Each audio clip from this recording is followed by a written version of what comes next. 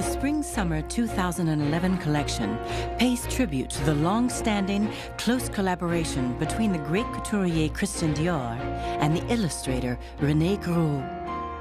Outfit 5, a coat directly inspired by the artist's graphic style, bears witness to this legacy. Paris, Avenue Montaigne, the heart of the Christian Dior haute couture ateliers. Here in the hands of the toilist, who is responsible for making the muslin, the designer's sketches will take shape.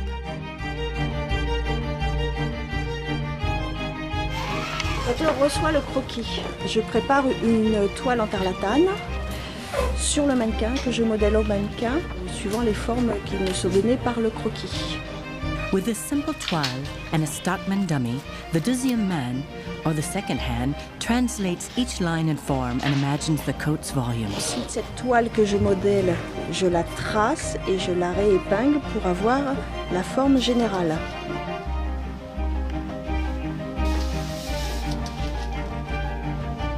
Each piece of the toile is indexed and annotated with the direction of the fabric and the cut involved, straight grain or bias. Captioned with meticulous precision, this toile will become the reference, the pattern from which each piece will be cut and the coat constructed. Once reviewed by the première main, or first hand, the toile is presented to the designer. For the first time, he can visualize his design in space. His drawing has taken shape, and thanks to the fitting model, it is now coming to life. In the Gros-inspired collection in particular, this stage is vitally important. Thanks to a strong play on light, deep shadows are used to underscore the coat's lines and shapes. This is the effect of the collection, broad swaths of color underscored by ink-black lines. Embroideries will adorn these shadows of tulle, evoking the flourish of a brushstroke or a pen. The numbers and shapes penciled on the toile correspond to these separate layers of tulle that will form the coat's shadows. The second hand and the dressmakers start to cut the fabrics: red silk faille, white silk faille, and black tulle. Some parts of the coat will be embroidered, others pleated. The 140 centimeter squares being cut here are to be given to the pleater. This width is needed for the panels in the skirt section of the coat, which features sunray pleats that flare broadly at the bottom.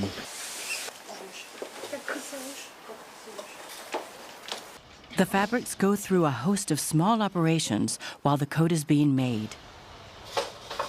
Si on ne prend pas les lisières, le tissu va pas rétrécir régulièrement.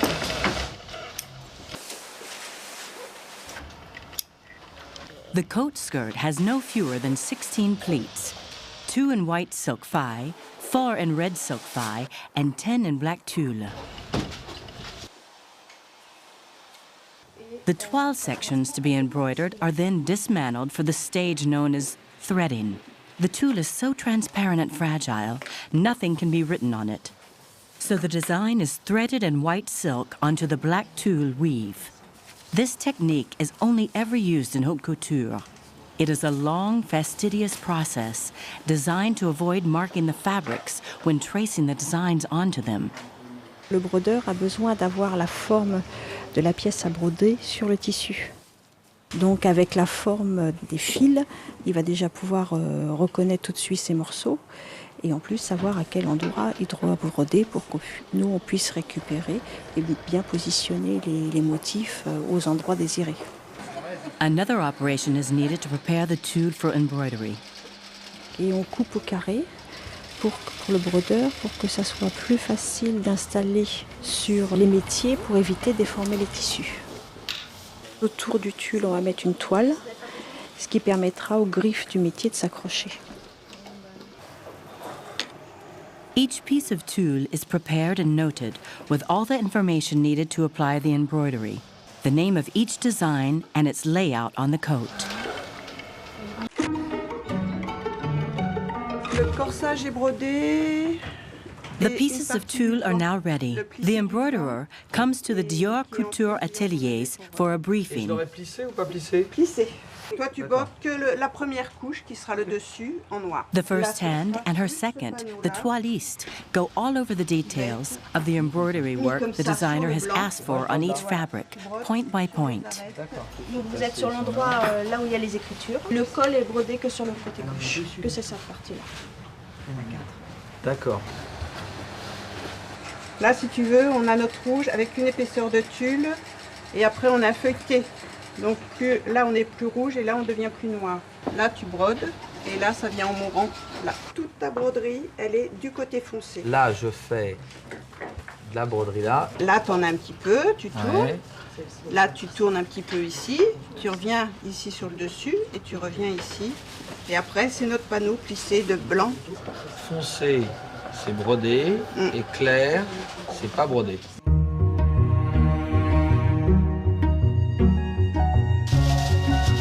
Back in his studio, the embroiderer explains to his designer the motifs that will need to be reproduced on the tulle. The first step is to reproduce the pattern. He makes sure that the basque and the collar, marked by the thread, exactly match the paper patterns reproduced from the toile. The pieces are then reproduced again on tracing paper.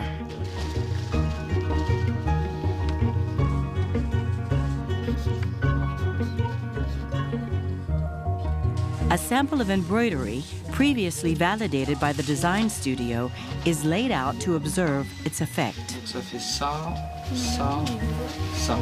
Ok, donc à la rigueur, vous pouvez faire les axes. Hein. The embroidery motif on the sample is then drawn onto a sheet of tracing paper.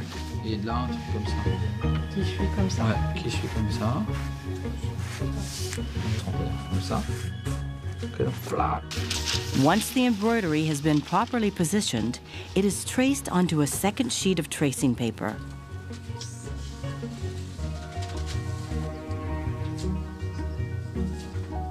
The designer draws standard strokes on one side and colors on the other.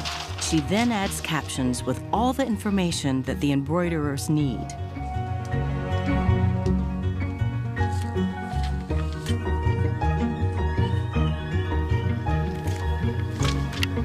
The exact position of each embroidery must now be approved by the Dior atelier. On démonte ça pour pouvoir passer nos fils. Oui. Ok, ça marche. Et comme ça sera démonté, après tu pourras couper tes ongles. Oui, bien sûr, Voilà, bien sûr. Ce que je fais, je démonte un petit peu de la basque. Hein, pour, Meanwhile, the toile is dismantled step by step, piece by piece, to draw up the patterns. Each piece, either the original toile or a paper pattern of it, will be carefully drawn onto the fabric to prepare it for cutting. le droit fil, tu vas là. The vast lengths of red silk thigh are cut to form the basques. The large pleats in the skirt, the 4 flounces, the body, and the entire top of the coat. Last come the 2 pieces of the collar. Smack. Ça c'est plat, ça se revient là. Ça c'est plat, ça revient là. In haute couture, chalk is rarely used to trace the outlines. Threading is generally preferred. When chalk is used, it is only ever traced on the underside of the fabric.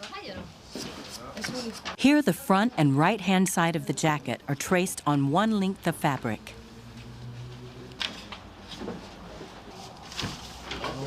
Individual precision is the key to creating a perfect work. Accuracy is crucial to ensure every piece in this impressive puzzle fits.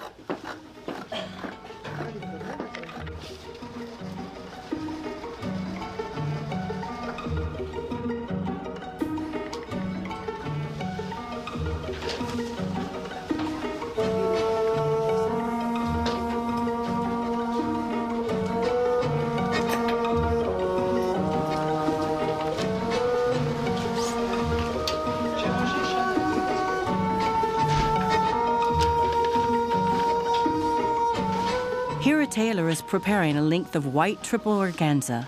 It will be used to interface the collar. Placed at the heart of the coat, this fabric is a reinforcement that will give the garment its hold and stiffness. The large black flounces and the front basques are also interfaced with triple organza. Tu as deux épaisseurs de rouge, dessus. Oui. Donc c'est celle du dessus, basque devant, je te marque dessus. Oui, Ok?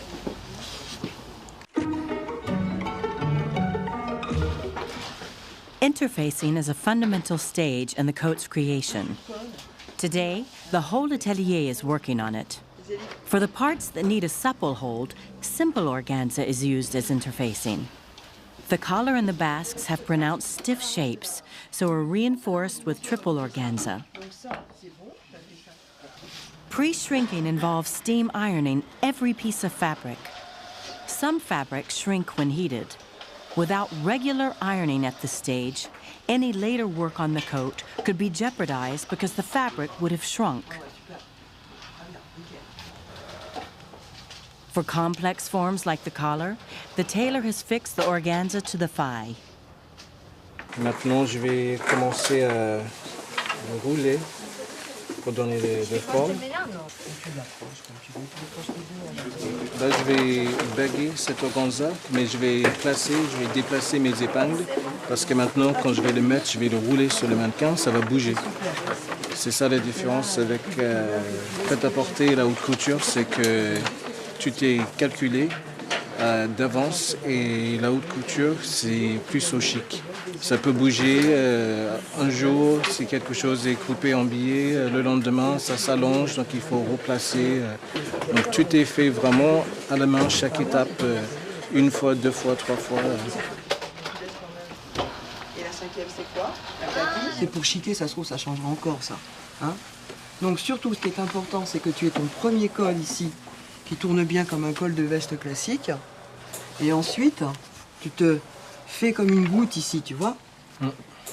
Une goutte du revers, parce que le col, normalement, derrière, il tient debout. Enfin, tu le chiques pour que ce soit joli. Hein. Oui. These careful placings and adjustments of the fabrics fitted together can take hours. The second hand instructs her team.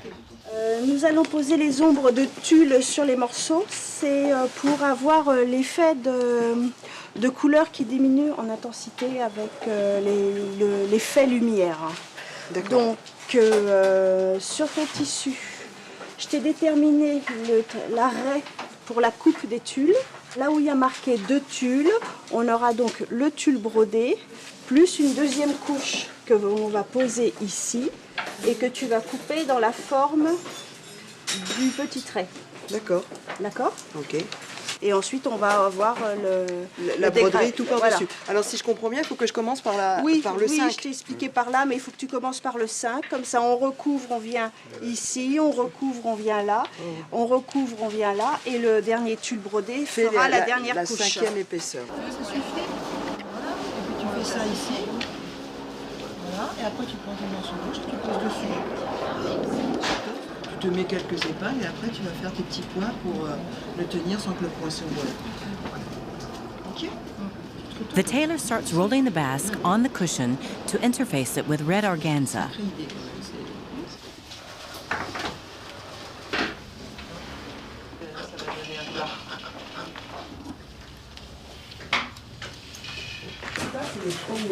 Après, l'autre, tu le chiques comme tu veux. After pinning the tulle to the red thigh, the two fabrics are joined together by a tiny invisible stitch. Layer after layer, the gradated shadow effect on the coat starts to appear.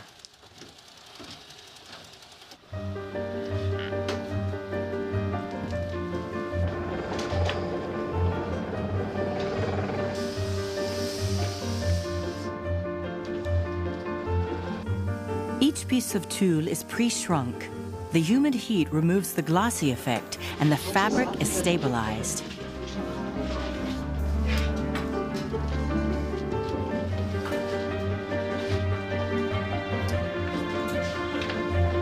Here, organza is laid flat over one side of the jacket to interface the thigh.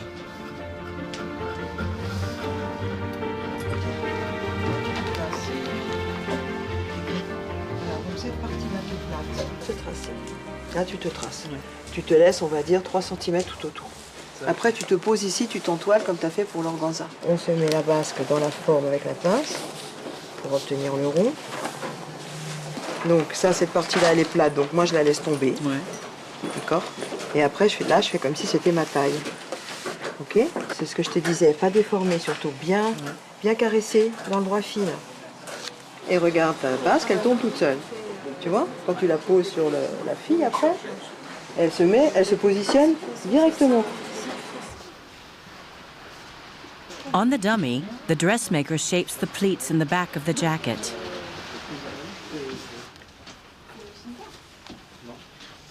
She snips the fabric to widen a sleeve for better ease of movement, then pins the fabrics to roll them together. The collar interface with triple organza will now be shaped on the dummy. Here we can see 3 layers of fabric, but a total of 5 will be needed to craft the collar. Silk fye on top, simple organza to add texture to the fye, triple organza to provide the shape, then another layer of simple organza and a final piece of silk fye on the underside of the collar.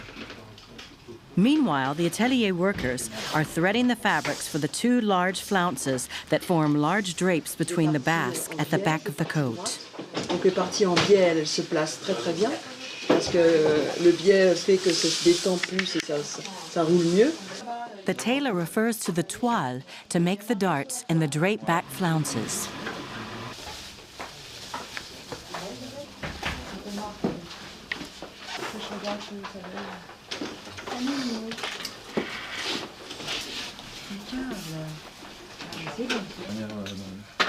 Superbe, magnifique, bravo Lucie, je te félicite.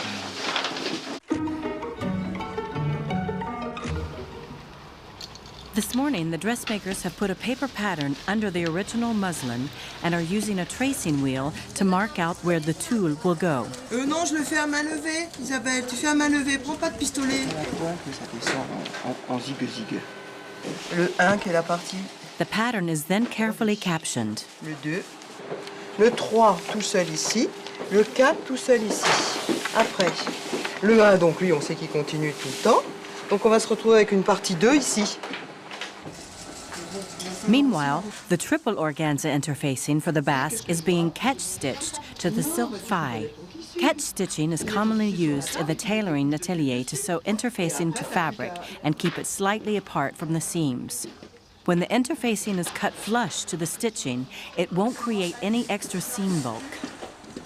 The tailor is removing his basting, leaving only the outline threading visible.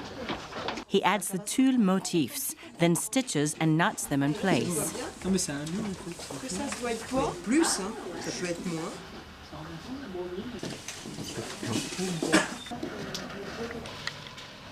Once the fabric has been cut and the pattern traced, the toile is reassembled on the dummy, ready to be sent to the embroiderers. Here the embroiderer is submitting the position of each piece for the atelier's approval.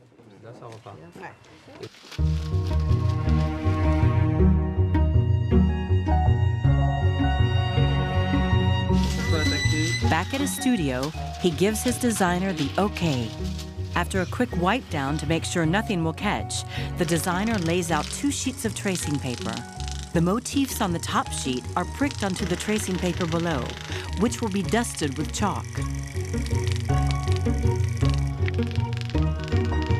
This process allows the designer to trace her drawings onto the tulle with chalk powder.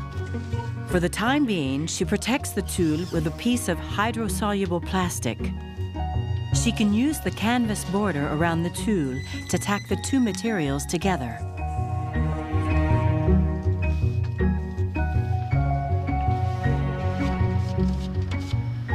The motifs are dusted with chalk and appear on hydrosoluble film. On smaller pieces, they sometimes appear directly on the tulle. The pieces to be embroidered are packed up with the caption tracing paper and taken down to the embroidery studio.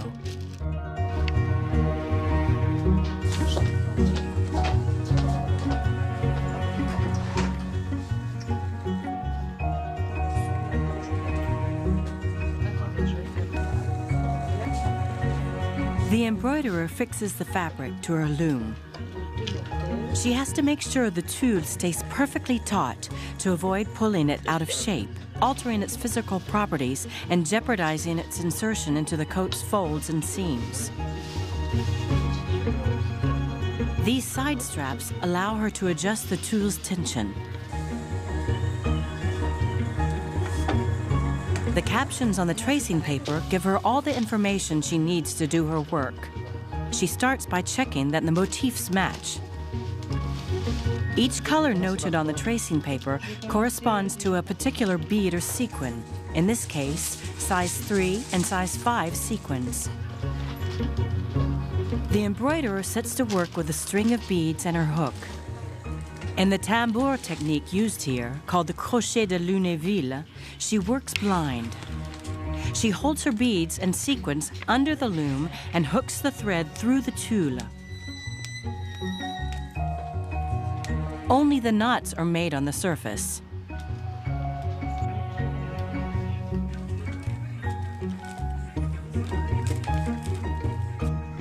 She then turns the loom over to check the precision and perfection of her work on the right side of the tulle. After the embroidery for the tulle on the basques, we move on to the embroideries that will adorn the drapes of the flounce. Embroidering single beads is the longest, most fastidious method. Every bead has to be knotted.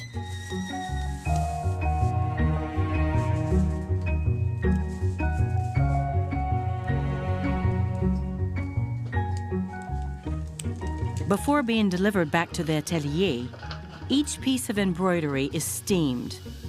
The fabric falls back into shape, the gleaming embroideries perfectly aligned.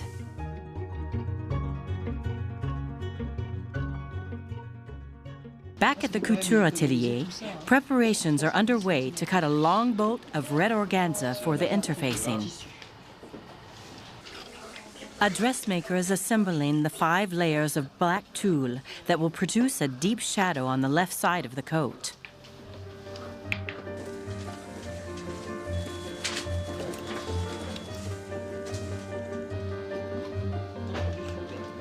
First, the excess fabric is cut away. The edges are cut down to 3 centimeters from the basting thread, which marks the collar rim. A lot of care and attention is needed to shape the collar, but it will only be final once the last 2 layers, the simple organza and the red silk faille underside, have been basted on. La doublure, elle vient pas au bord du manteau, donc on est obligé de laisser ce qu'on appelle la parmenture.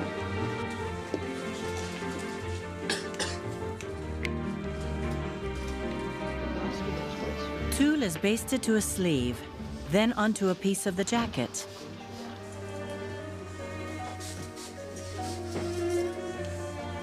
The right-hand side of the jacket has been interfaced and refitted onto the dummy. The interfacing has stiffened the silk faille, and the dressmaker can now shape the shoulder, round out the sleeve, and form the folds in the back. She rolls the organza and fixes it neatly to the faille. A flounce interfaced with triple organza is fitted to the dummy's waist.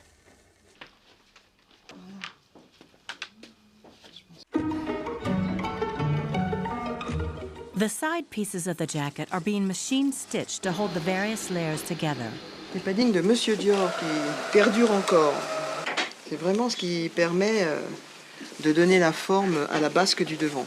Invented by Christian Dior himself, the paddings are a key feature on the iconic bar jacket, the epitome of the new look. These small padded cushions give the emblematic basques all their shape. Je pense que c'est un travail qui est bien spécifique à Dior. On ne trouverait pas ça dans les autres maisons de couture.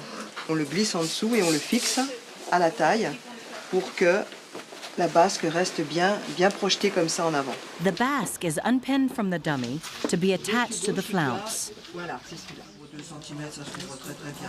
Making the flounces is a complex business because the right side and the underside can both be seen. La broderie de l'autre, on avait vraiment. Over in another part of the atelier, work on the underskirt has started. Made in red tulle and edged with horsehair ribbon, it is shaped to give the coat skirt its full volume and flow. The basque is basted to its flounce. Here we can clearly see the catch stitch that keeps the 3 layers together: silk, red organza, and the white triple organza.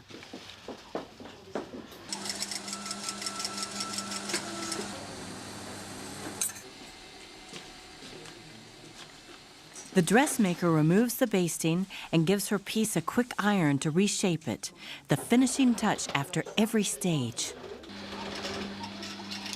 On this coat, the sleeves are integrated in the side panels of the jacket. Alors là, on est obligé d'ouvrir le tissu à son maximum parce que notre manteau, c'est ce qu'on appelle une manche kimono. La manche qui est à même les vêtements.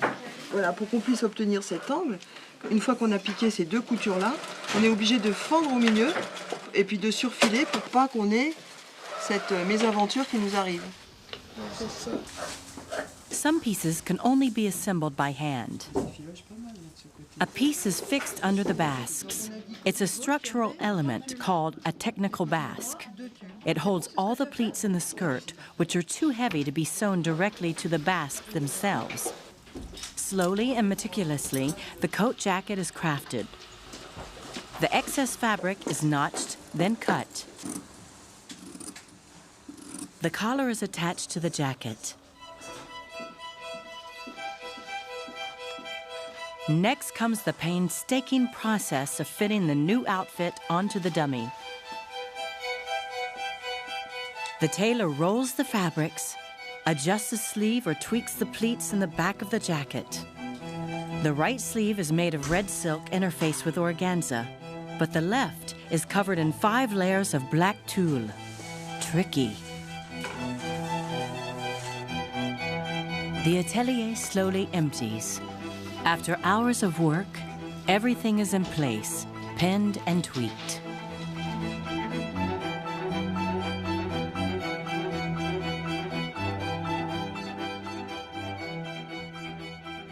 The action now moves to the Maison Lognon pleating studio in central Paris.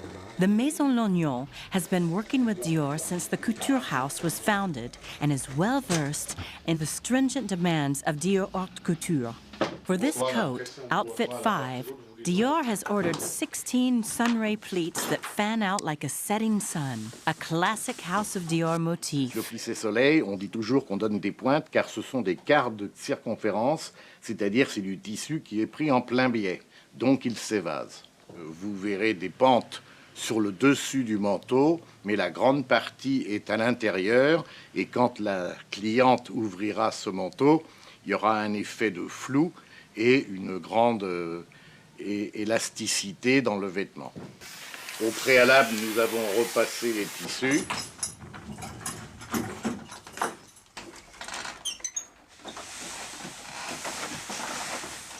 On pose la pointe qui est une pente en biais sur le moule que nous avons fabriqué à la maison.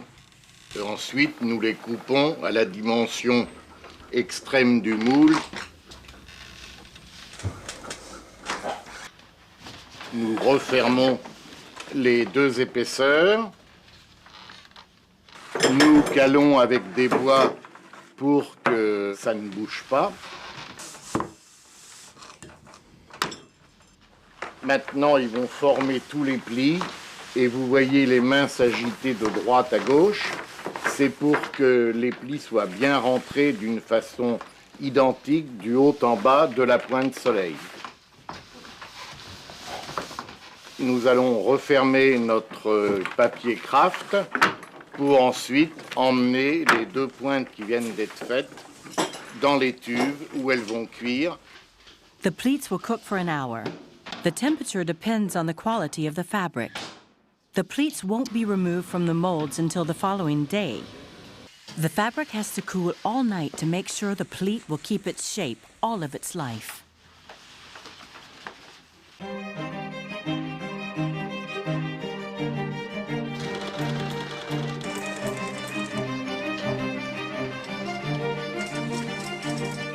The red tulle from the underskirt is edged with horsehair ribbon to give maximum shape and spring.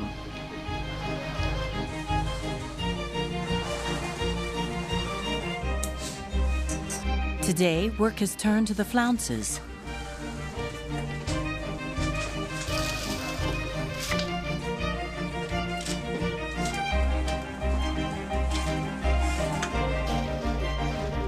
The atelier has just received the pleats from the Lognon studio.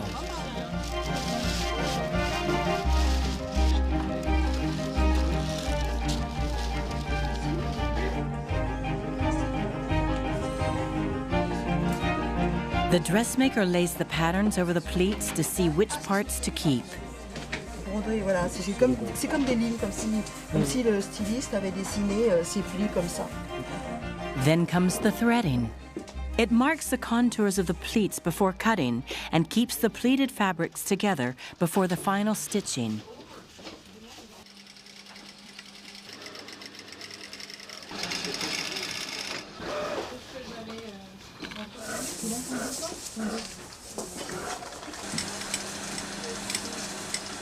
The horsehair ribbon is then sewn to the underskirt.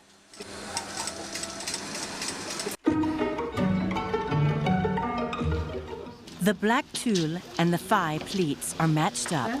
The piece is then attached to the technical basque at the waist.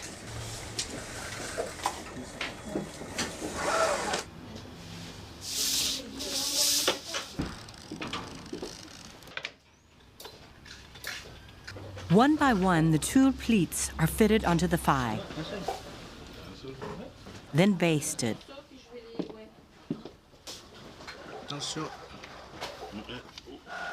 Before being stitched to the skirt, the underskirt is pinned to the waist of another Stockman dummy and checked. The House of Dior has individual Stockman dummies for each of its haute couture clients, fitted to their personal measurements. All the fabrics cut on the bias have to fall and hang perfectly.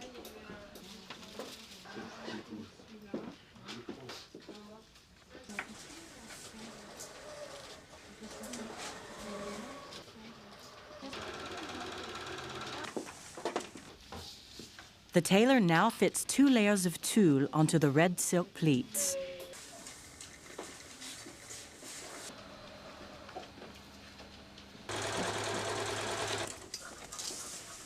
A silk facing is prepared for the tulle underskirt. It is stitched to the waist and allows the underskirt to be sewn to the lining of the coat. The seam goes from edge to edge and creates no bulk. The dressmaker helps to check the fluidity of the pleats.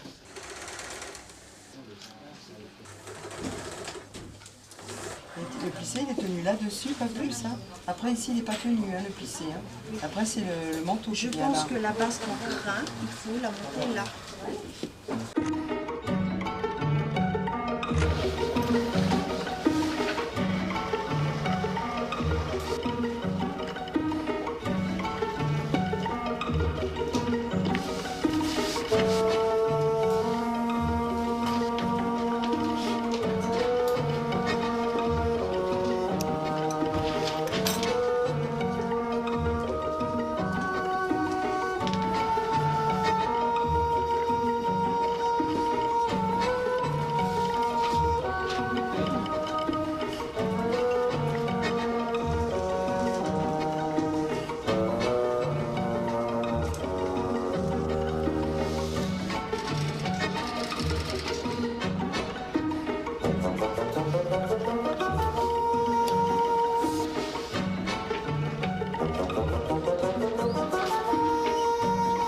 It's now been 12 days since work started on the coat.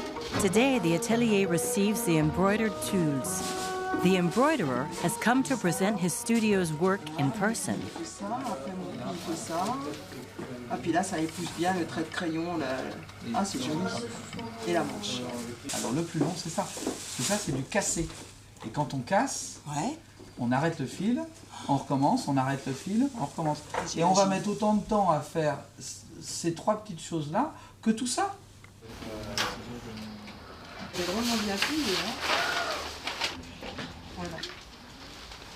Donc je pense qu'il va falloir que tu fasses comme ça. Pli par pli, ouvrir et pli par pli, te le caler.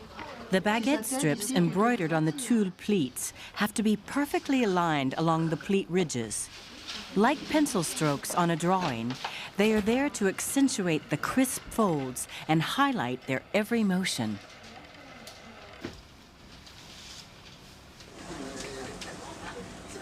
The time has come to fit all the embroidered pieces onto the coat.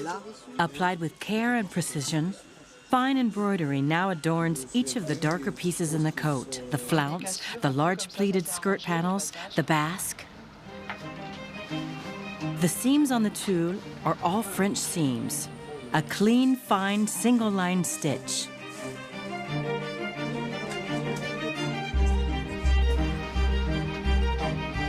One by one, the tools are put in place. A full vision of the coat is starting to emerge.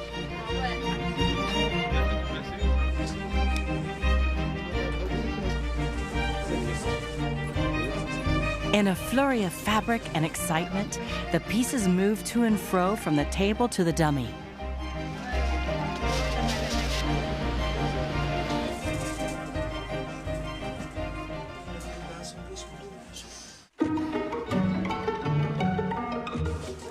The basque that forms the front panel is being stitched. The coat skirt will be made up of 5 panels per side, 4 panels and the basque. A large flat panel is lined with silk pongé. Only the flat panels are lined, not the pleats, which need to be free to move. Je les ai calés uniquement Au niveau sur les broderies. des broderies, voilà, mais Voilà, pas on a après. laissé libre en bas. Je me suis Super. bâtie en bas. Et Très bien. The dressmaker stitches her flounce. She sews the tulle, the red organza, and the silk file together with one seam. The triple organza, which gives the front of the flounce its hold, is kept a few millimeters away with a solid catch stitch, seen here in red. The basting threads are removed. Panel after panel, the coat skirt is constructed.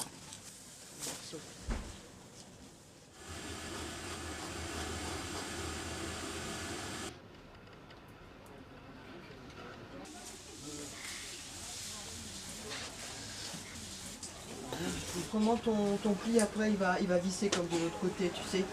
Et là, il va... At this point, the coat has become so voluminous and fragile that an extra person is needed to help hold it.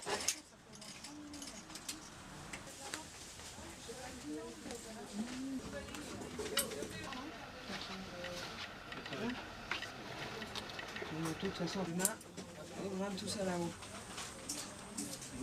Ce qui rend là, c'est les panneaux plats de la Lastly, the pieces that make up the bottom of the coat need to be assembled. tout comme tu voulais. Here the basque is being pinned to the flounce.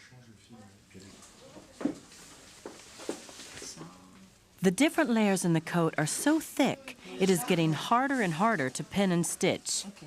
Celui-là, il revient par là. The dressmakers assemble the final panels for the skirt. Donc les emballeurs. Écarte encore.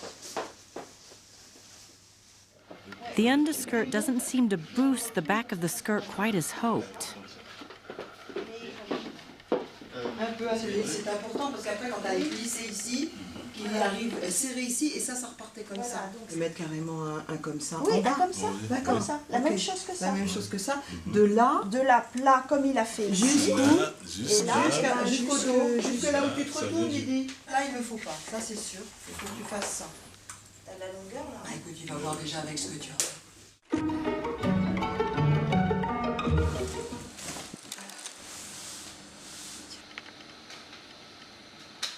The pleated red file is sewn securely onto the technical basque with a catch stitch. Donc ici, on se retrouve avec moins de matière pour monter la taille sur la basque.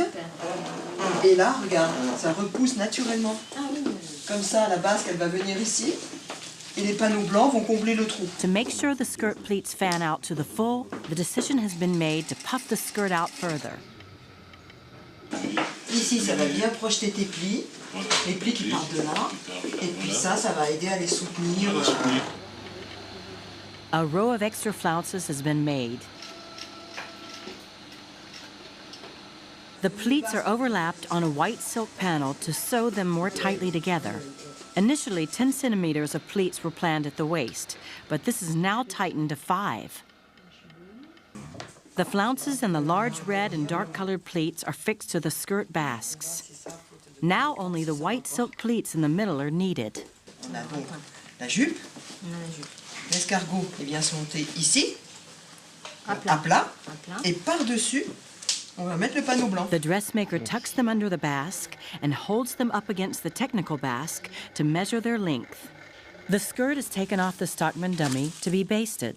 Stitching this many layers of fabric together is a time-consuming, difficult task. Pleats, flounces, basques, and lining, all stitched together with one seam. A zigzag stitch is used to flatten all these layers down. It is cut flush to the seam so that the lining can be folded over and cleanly faced. Every time a new piece is attached, the coat is checked on the dummy to ensure it hangs properly. White threading marks the length of the finished hem.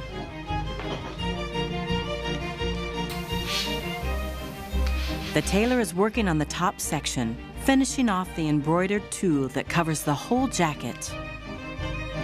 For now, he is working on it flat, but soon it will have to be fitted over the red silk jacket.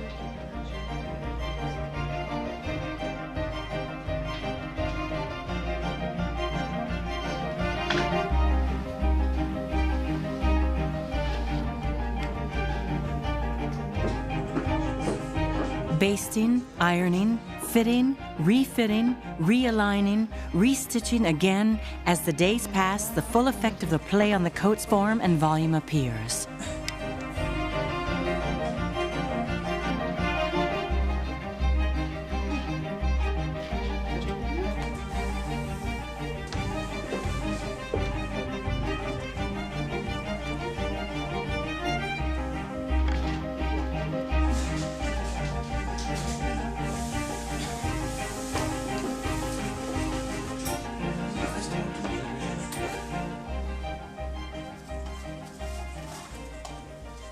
The tulle is flattened onto the thigh, making it look like one single fabric. The dressmaker separates the thigh from the tulle and marks the hemline with a thread, known as oversewing the hem. To make the hem, she machines a tiny zigzag stitch 2 millimeters from the edge, folds the fabric over, and flattens it with the iron. A classic hem would have been too wide and disrupted the fall of the pleats. She then cuts the fabric just below the seam and presses the pleats back down with the iron. A small piece of organza is attached to the collar as an extra bit of interfacing to make sure it keeps its shape.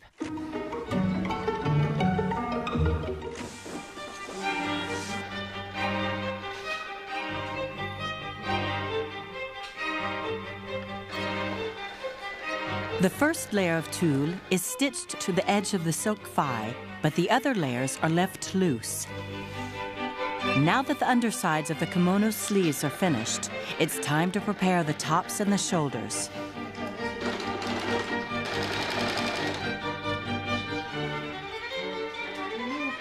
Over and over the pleats are ironed to consolidate their shape and stretch the tulles. The tulles are cut 1 centimeter from the edge of the thigh and stitched along the entire circumference of the skirt.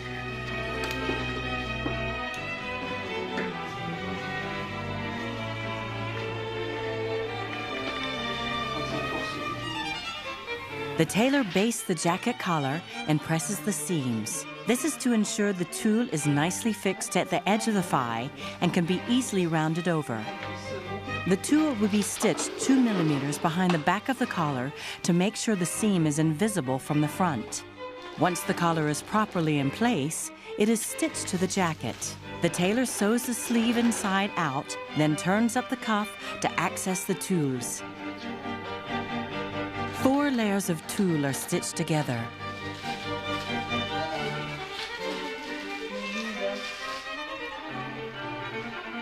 The 5 pieces of tulle at the cuff are all layered, each 1 centimeter shorter than the next. The dressmaker dons the sleeve to give it volume, then fixes the loose tulle to the middle seam. The embroidered tulle is laid on the collar. The folds at the back of the jacket are arranged and pinned. Alléger, incurver, c'est voulu.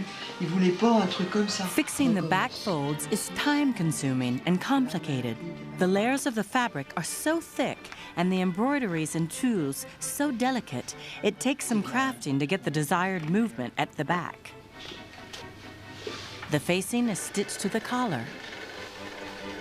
But what with the collar's complex shape, the embroidered tulle cannot be fitted onto the dummy. The jacket section is laid out flat to be basted and readjusted. The lining is fitted inside the jacket.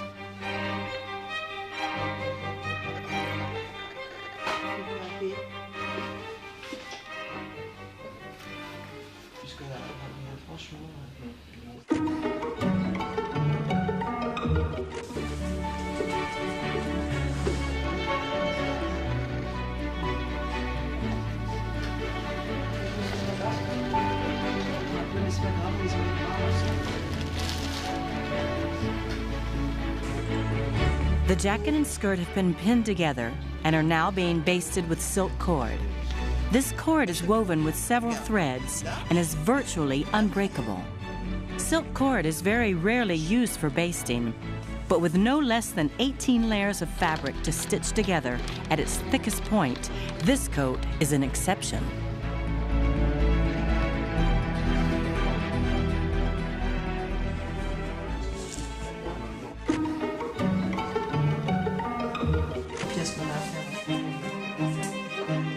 There's just one day to go before the show. Tomorrow, the coat will feature in the Dior Haute Couture collection. The dressmakers embroider the fasteners. The term is brodé, a haute couture word for a fancy stitch that is stronger and more aesthetic than a simple one. A gros grain has been added to the waist to keep the coat securely closed. It supports the skirt, taking its weight off the jacket. The dressmaker puts the pads in the basques, the secret to the iconic shape of the bar jacket. She sews 5 large, loose stitches that will secure the collar, but leave it free to move.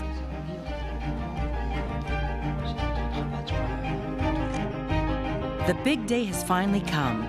At the Musée Rodin, where the House of Dior prepares to show its haute couture collection, a prestigious audience is gathering.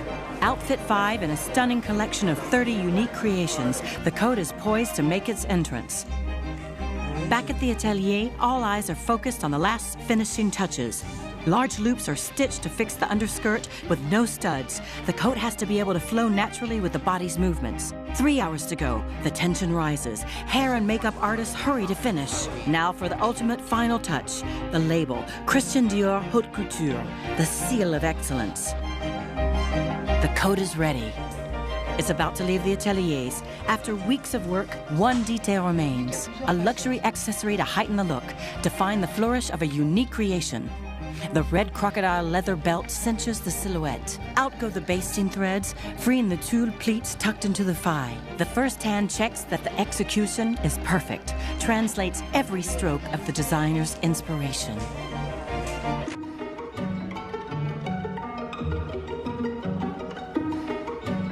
Two hours to go. Backstage 2. The last details are in motion. The models get ready to be the Dior lady. 45 minutes, dressing.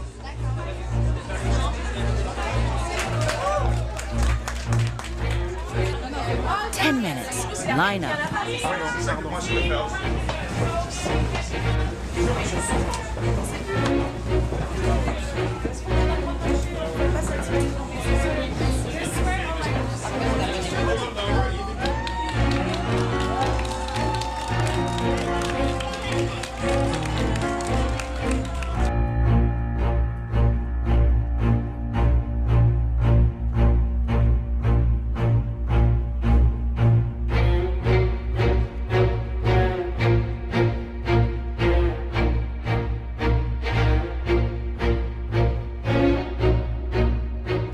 Over 500 hours of meticulous handiwork, a unique combination of tradition, excellence, and savoir-faire. All this has brought the designer's sketch to life. Outfit 5 offers the world Christian Dior's vision. Haute couture that exalts and magnifies femininity, forever extending the limits of creation.